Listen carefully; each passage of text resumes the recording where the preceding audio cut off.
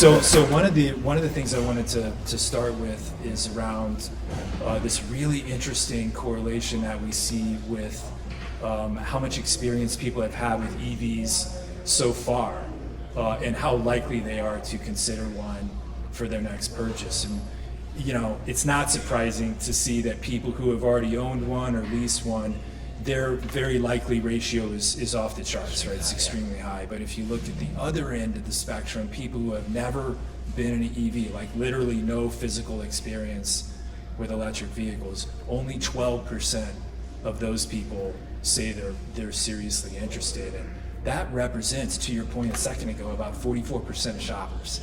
Wow. Right now, which is crazy. Well, you look at just we take a step back and you just look at macro curves on adoption rate, right?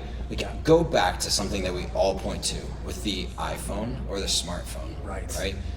Actually what happened in 04, 05, and 06 was a very, very slim percentage of the market adopting a smartphone with a screen that you can touch. We all think about it now. We're like, oh, everybody has a screen that you can touch. It's just native, right?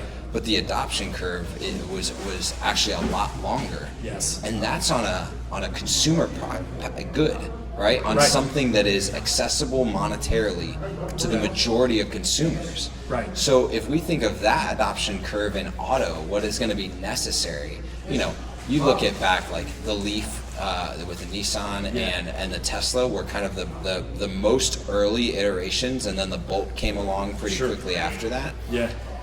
The adoption curve of those was extremely slow, and now you have loyalists to those brands. True. Right? Yeah. But we still are in an adoption curve on mass market appeal. One of the things that we see is talks about people who have never had any experience with EV, like literally never even sat down inside one.